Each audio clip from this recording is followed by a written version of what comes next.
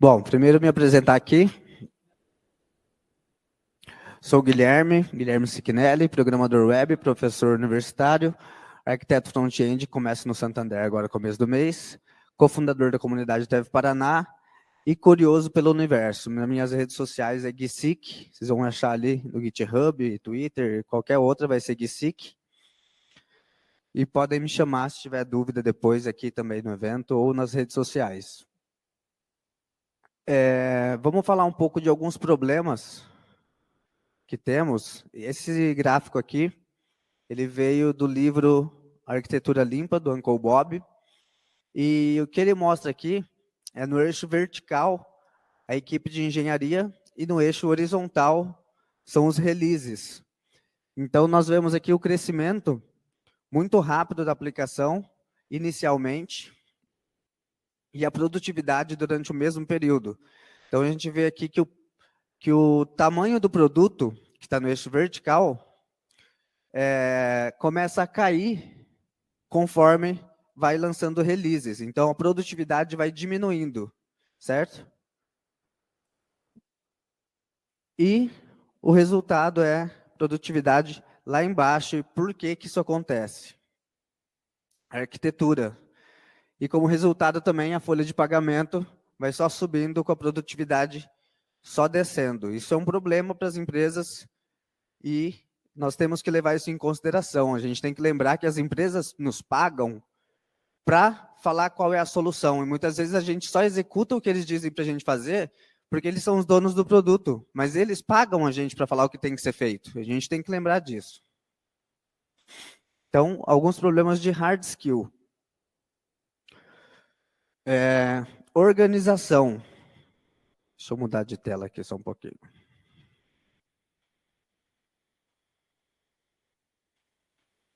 Ué, eu não consigo tirar o foco da...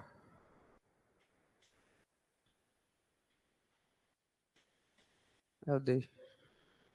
Ah, não, é que você está aqui na sua tela, certo? Então. Peraí. Onde estamos? Não. Tá para lá? Deixa eu vir aqui. Não, acho que tá para o lado. Não. Aí, aqui. Foi? Cadê o meu... Aí, foi. Tá aqui, vendo? Achei. Aqui. Pronto, obrigado. Tá. Então tá, organização. Ou a falta de organização, né? A falta de organização de um projeto dificulta direta e diariamente o trabalho que as pessoas têm no projeto. Afeta e dificulta o desenvolvedor trabalhando e fazendo suas tarefas. Manutenção. A gente tem que lembrar também que quando a gente trabalha como dev, nós não começamos projetos novos. Nós fazemos tarefas, nós alteramos projetos existentes. Essa é a nossa tarefa, né? A gente trabalha, nosso trabalho é dar manutenção em código. E a gente tem que lembrar disso, porque a gente fala, mas quando que vai mudar? Eu tenho que fazer uma arquitetura pensando em mudança, mas eu não mudo de tecnologia. O lance não é mudar de tecnologia, não é você trocar o seu ORM, trocar o seu banco de dados. O lance de dar manutenção é trabalhar, é fazer tarefa nova. A gente tem que fazer uma arquitetura que facilite fazer tarefas novas, que o nosso trabalho é esse e acontece todos os dias.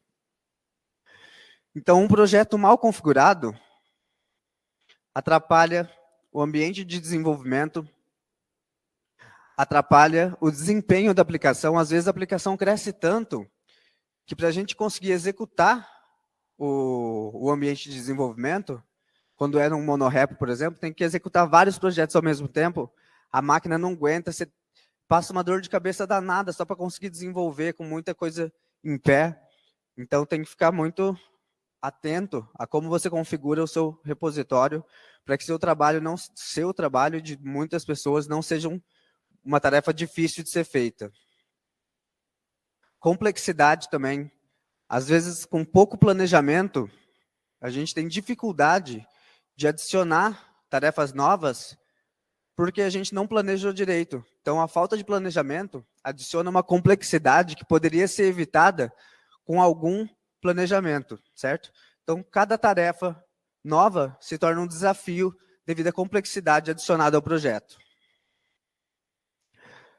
Falando em soft skills. Comunicação. Comunicação é um ponto muito importante que a gente tem que levar em consideração. A linguagem utilizada entre os devs deve ser a mesma. A gente tem que ter o código representado como a mesma linguagem utilizada nas conversas. E isso não só entre devs, mas também entre as pessoas de negócio. As pessoas de negócio têm que usar a mesma comunicação que os devs utilizam e o código tem que representar essa mesma linguagem. Isso facilita muito o entendimento das tarefas quando a gente vai fazer planning, por exemplo. Isso melhora o entendimento de todos de forma geral. E aí, falando em entendimento, o que nós vemos, às vezes, em cerimônias? O que a gente vê em cerimônia não é o foco no entendimento. O que a gente vê em cerimônia é conseguir quebrar tarefas em alguma coisa muito palpável para ter entrega.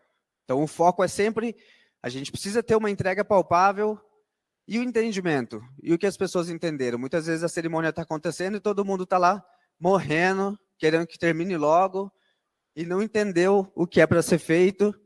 E tudo bem, pelo menos a gente tem uma entrega palpável.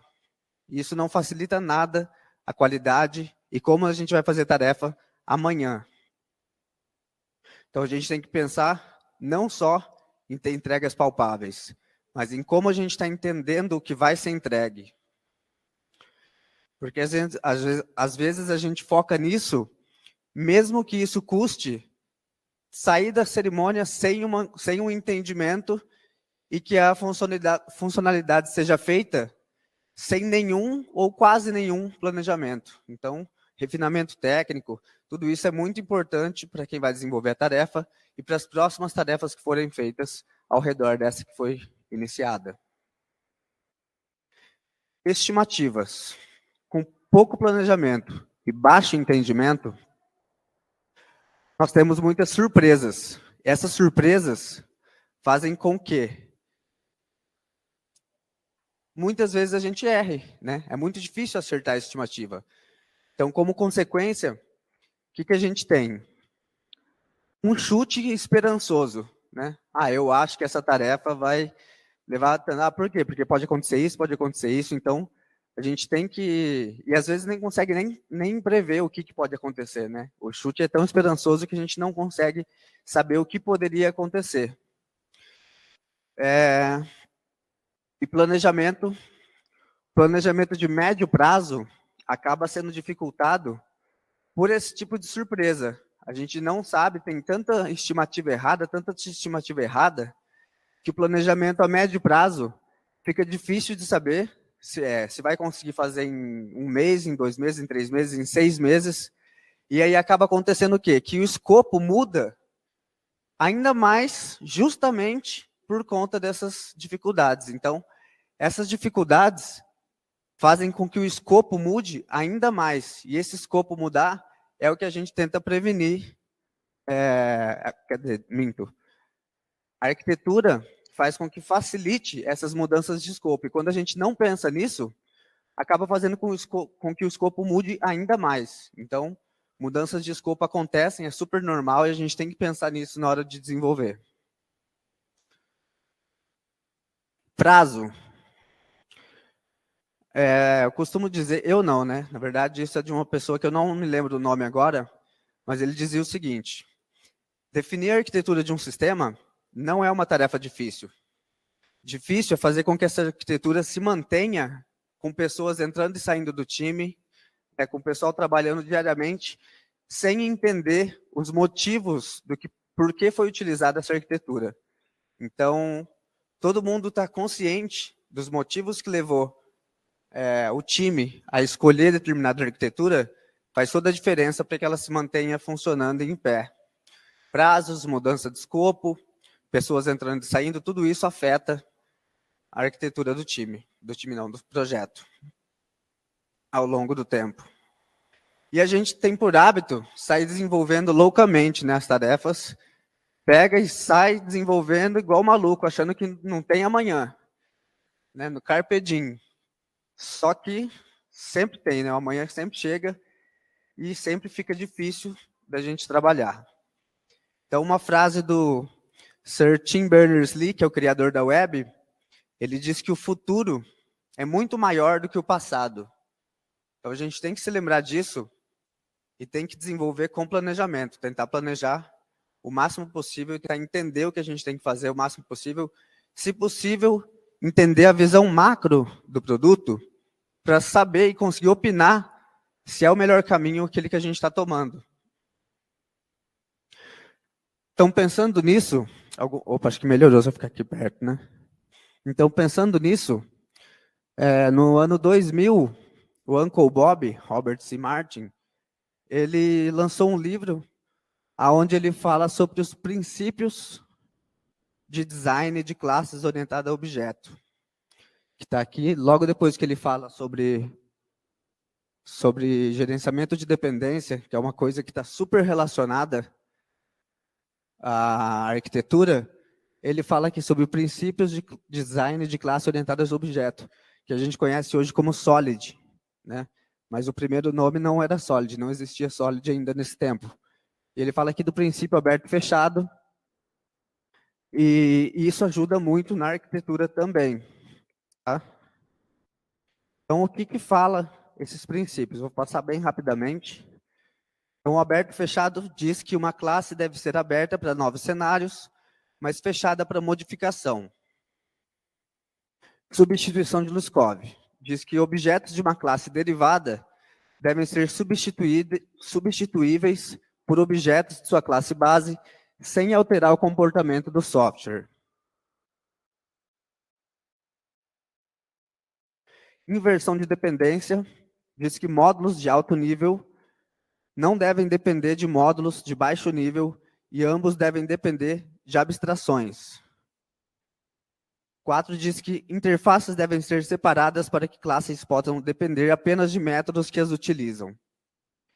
E 5, segregação de interface, essa que eu falei. E 5, responsabilidade única, diz que uma classe deve ter apenas uma responsabilidade e assim um único motivo para mudar. Aqui é a metáfora do lenhador. Alguém conhece a metáfora do lenhador aí? Não? Então, é o seguinte. Um velho lenhador foi desafiado por um forte jovem a uma disputa de quem cortava mais árvores. Aí eles dividiram uma área de tamanho igual para ver quem cortava mais árvores. E aí o cara fortão lá começou a lenhar como se não houvesse amanhã, e corta, e via o velho parando, sentava, dava uma descansada, ele falou, agora tá no papo, né? Vou ganhar. E aí o cara lá lenhando, aí no final do dia ele viu que o velho tinha ganhado, tinha cortado mais árvore. Ele falou, cara, como você conseguiu, mesmo parando para descansar, cortar mais árvore do que eu? Aí ele falou, parando para descansar? Aí que você se engana, meu jovem. Eu estava parando para amolar o meu machado. Então, a gente tem que pensar também que aprender design patterns, estudar, ver alternativas e não só programar com o que a gente sabe fazer, é amolar o nosso machado. Fazer de forma mais inteligente, fazer com boas práticas que são utilizadas há décadas. E tem um motivo para isso, né? Então, um software tem algumas camadas que, no nível mais alto, existem padrões de arquitetura que definem de forma geral a estrutura do software, a estrutura do aplicativo. E mais um nível abaixo, tem a arquitetura que está especificamente relacionada ao propósito da aplicação. E mais para dentro, tem ainda um outro nível que reside na arquitetura dos módulos, as interconexões entre eles. Esse é o domínio dos padrões de projeto, dos pacotes, dos componentes, das classes, e é com esse nível que nós vamos trabalhar aqui hoje. Como o nosso nosso tempo é pequeno, não vai dar tempo de falar no detalhe, mas quero que vocês consigam pelo menos compreender o que eu quero passar. Algumas técnicas e soluções. Uncle Bob fala de arquitetura limpa como algo que vem para padronizar, organizar o código, favorecendo o reuso independente de tecnologia. Ele fala que uma boa arquitetura torna o sistema fácil de desenvolver, manter e de implantar. O objetivo final é minimizar o custo. O objetivo final é minimizar o custo de vida útil do sistema e maximizar a produtividade, tá, do programador. Então, o que são camadas? Camadas são a forma de dizer que diferentes áreas de um software, devem estar em diferentes lugares. Isso é divisão de responsabilidades. Por quê? Aí volta naquele princípio SOLID, que fala que uma classe deve mudar por apenas um motivo. Então, você separando isso, facilita isso daí. Então, pensando na camada aqui na cebola, temos as entidades, caso de uso, apresentadores, interface gráfica. E tem uma flecha que é a direção de dependências. Então, a camada externa pode depender da camada interna, não da última. A última não pode depender da primeira, mas a mais externa para a mais interna. Esse risco que está aí não devia estar não, deixa eu limpar isso. Pronto. Então, é nessa direção que tem que estar as dependências. E o que fica em cada uma dessas camadas? Entidades fica a regra de negócio, casos de uso, as regras da aplicação e de negócio também, apresentadores, acesso a dados, e UI, interface de usuário, os componentes front-end, né? Então, a gente pode separar ali. Em domain, a camada domain, ficam essas duas partes da cebola. Camada de acesso a dados, a gente pode chamar de data, ou data access, ou data source, depende se está no back-end ou no front-end. E a gente chama de UI, a camada de interface de usuário. Também tem a feature que se encaixa aí. Qual que é o fluxo de dados aí? O apresentador manda uma requisição para o caso de uso. O caso de uso faz uma solicitação de acesso a dados. Acesso a dados retorna informação para o caso de uso. E o caso de uso retorna para o apresentador. O que as camadas favorecem? As camadas favorecem a escrita de testes, a independência de interface de usuário, a independência de banco de dados. Banco de dados é uma coisa que, geralmente, a gente começa a pensar logo no início, né? Qual banco de dados a gente vai usar? E, por mais que possa parecer contraintuitivo, isso está errado. Se a gente conseguir desenvolver, começando o projeto só com um mock, e ficar no mock, até ter todos os casos de uso escrito, melhor. Porque daí a gente vai conseguir escolher o banco de dados com base no relacionamento das nossas classes. A gente vai saber como funciona a nossa aplicação e aí escolher qual é o melhor banco para esse caso. A gente começa escolhendo o banco, depois a gente faz a aplicação baseada no banco. Isso não é um bom caminho. Então, a gente tem que desenvolver pensando em independência de interface, independência de banco de dados, entre outras independências. Da onde que vem a palavra software? Soft é suave. E o ware é produto. Então, software é um produto suave. Por quê? Porque é um produto que a gente tem que conseguir alterar fácil, com facilidade. Antes do computador, se a gente escrevesse de caneta num papel, era difícil alterar. Né? Se tivesse escrito bastante, tinha que rasgar e jogar fora. O computador veio para facilitar tudo isso, inclusive produtos. Então, quando a gente desenvolve um produto, a gente tem que desenvolver um produto pensando que ele tem que ser alterado com facilidade. Software vem disso.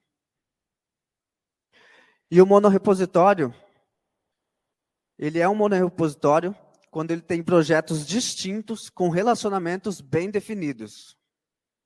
Isso não dita, mas a gente considera um monorepositório quando ele é dessa forma, porque não tem motivo para vários projetos estarem juntos se eles não tiverem relacionamento entre eles. Se não está aproveitando nada, não tem por que estar ali, está só dificultando nossa vida. E monorepo é diferente de monolito, muito diferente. Então, monorepo simplifica o compartilhamento de código, facilita a refatoração entre projetos, reduz o custo de criação de novas bibliotecas, microserviço, microfrontends. Então, a adoção de um monorepo geralmente vem para ajudar, e isso traz mais flexibilidade na hora de implantar o nosso software. Não é colocar código, né?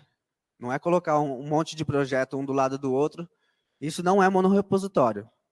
Então, a gente considera que é um monorepositório se houver relacionamento entre as bibliotecas de forma bem definida, seguindo as camadas ali da cebola do Uncle Bob.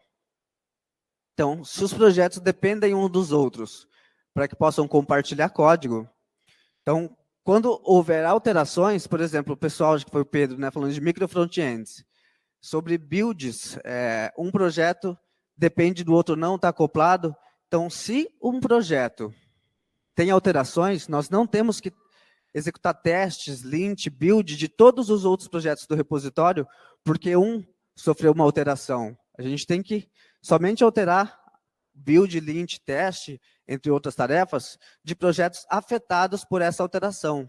Isso tem que dar uma ênfase. Por quê? Porque, dependendo do tamanho do projeto, o CI pode se tornar 1000 vezes mais rápido quando ele for executado somente quando ele for afetado por uma alteração de fato. Se o projeto A e o projeto B não dependem um do outro, o build deles não tem que ser executado nunca, porque não depende um do outro. Por que vai ser executado o build desses projetos se eles não dependem um do outro?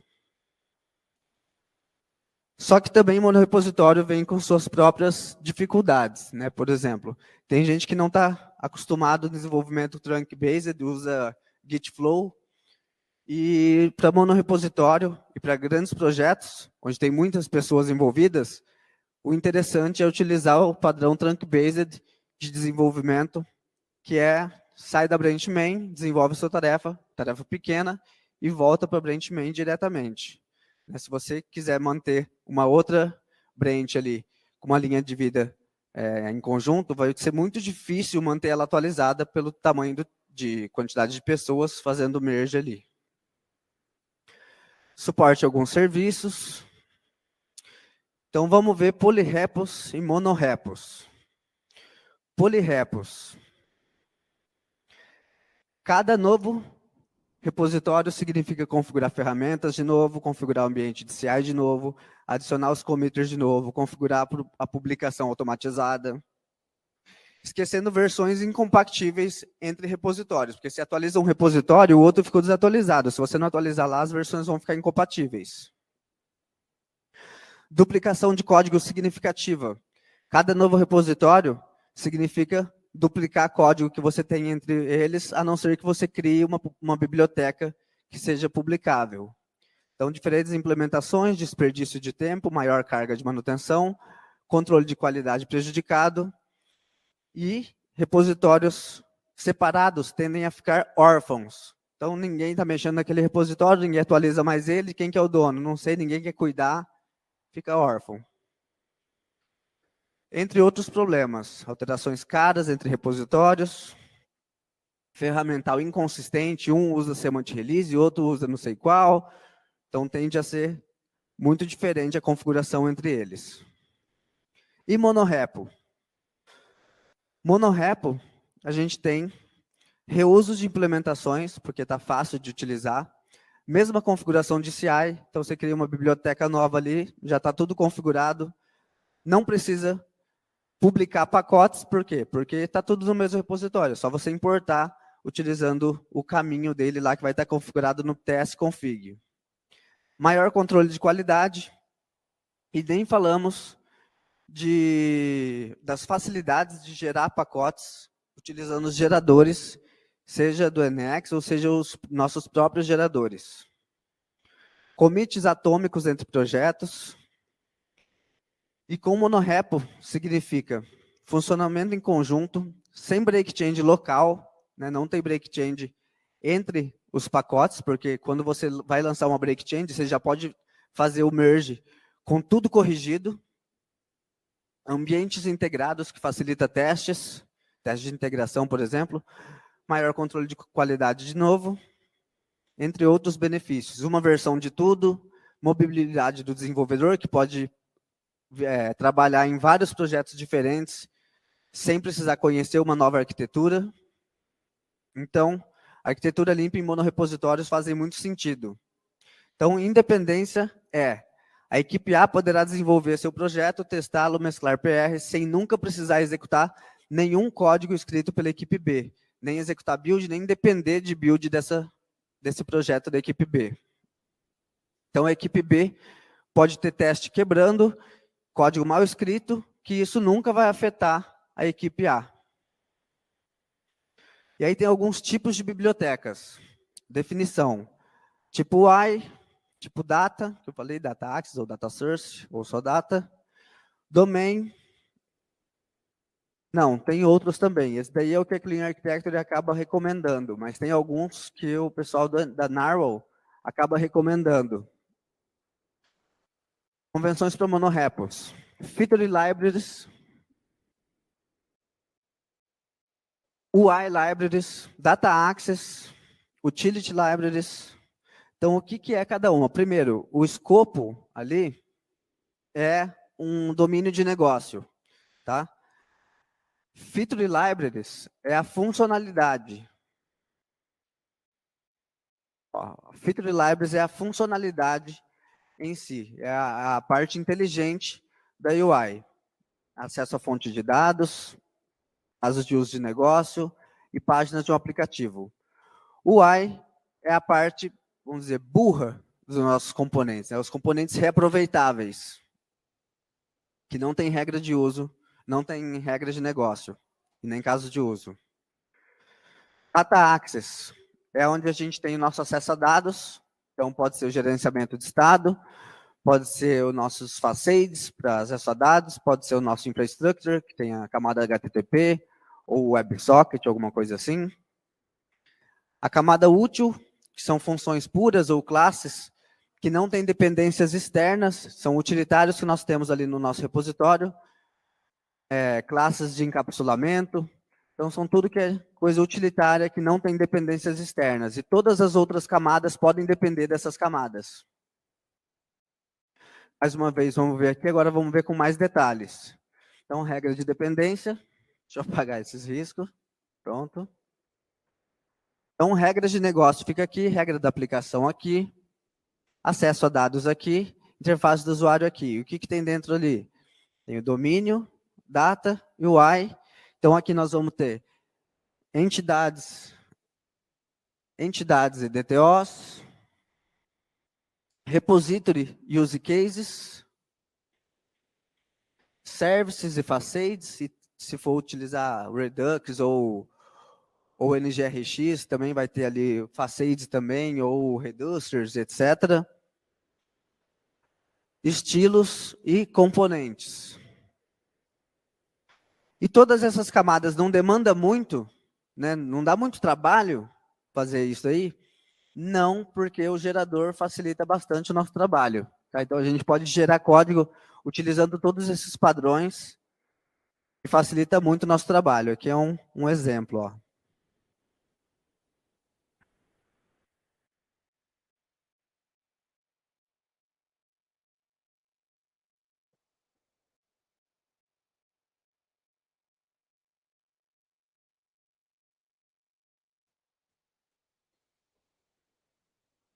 Então, aqui eu criei um gerador. Isso daí é o arquivo de configuração que a gente pode colocar. Vai ser os campos que vai ter no nosso gerador. Então, estou criando um gerador aí que vai ter o campo name e o campo tags. E isso vai abrir como um formulário. Agora eu vou executar esse gerador. Feature X, ó, nome e tags. Então, eu vou dar um nome para a biblioteca agora.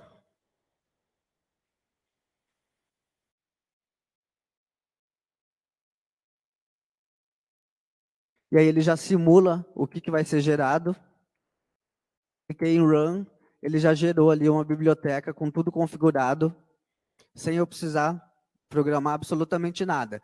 Isso é gerar uma biblioteca vazia, padrão, mas a gente pode configurar isso para gerar com nossos padrões já. Ó, um gerador customizado.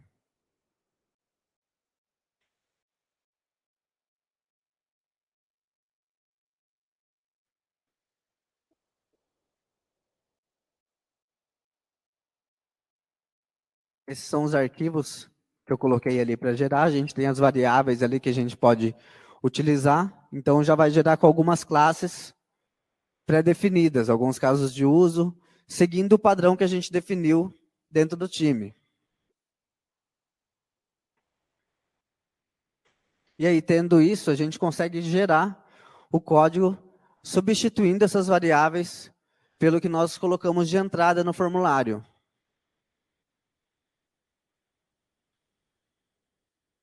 Vamos gerar. Coloca o nome ali, se vai ter casos de uso ou não.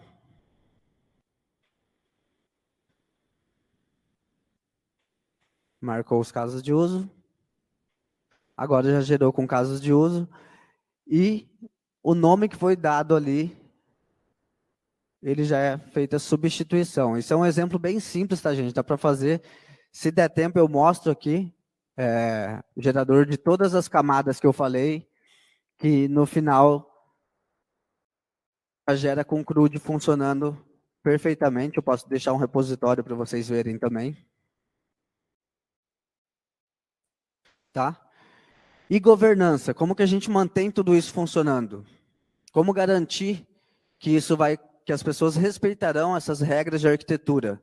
A gente pode definir isso com um lint. Então, aqui nas configurações, a gente pode colocar tags nas bibliotecas. Então, cada projeto tem tags. A gente tagueia como o quê? Type data, type domain, type UI, type útil, type feature. E a gente fala quais tipos de tags as outras bibliotecas têm que ter e que podem ser importadas nesse tipo. Então, libs tagueadas com type data só podem depender de libs tagueadas com type domain. Libs tagueadas com type domain, deixa eu passar aqui, aí. Libs tagueadas com type data só podem depender de libs tagueadas com type domain. Libs tagueadas com type domain só podem depender de libs tagueadas com type útil. Libs tagueadas com type UI só podem depender de libs tagueadas com type UI ou útil. Libs tagueadas do tipo útil só pode depender do tipo útil. E assim por diante. Do tipo feature só pode depender de libs que são tagueadas com type data, UI ou útil. Type shell, que também foi falado na palestra de micro front-end, podem depender de type feature, data, UI e útil. E a aplicação, que pode depender de todas elas. Então, é assim que a gente consegue colocar um pouco de governança nisso. E também Code Owners, que é um arquivo que tem suporte pelo GitHub, que você cria um arquivo chamado Code Owners, você coloca o e-mail das pessoas e usuário de pessoas que têm permissão dentro daquele diretório. E as dependências. Opa. Pronto. Então, aqui, a gente pode ver que, ó, shell, depois tem feature, data, feature, domain.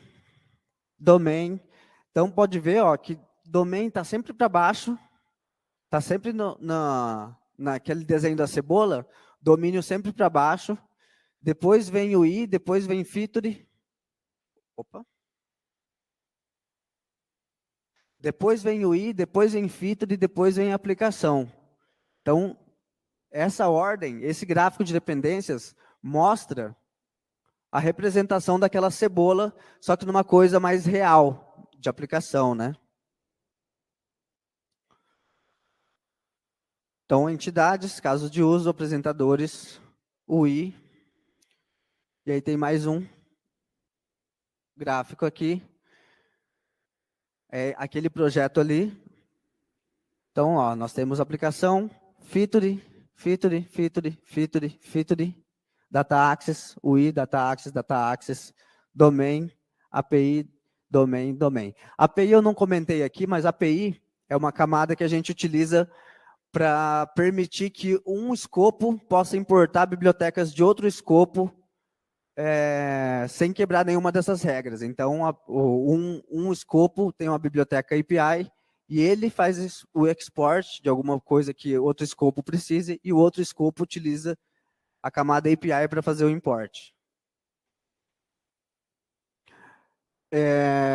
Opa. Aqui eu mostro um pouquinho do gráfico de dependências do Emacs, como funciona, você pode dar foco. Alguém já utilizou Emacs aqui? Levanta a mão. Boa. Pouca gente. Pouca gente. Emacs.dev. Conheçam o projeto. Acabou já. E é isso aí. Perguntas?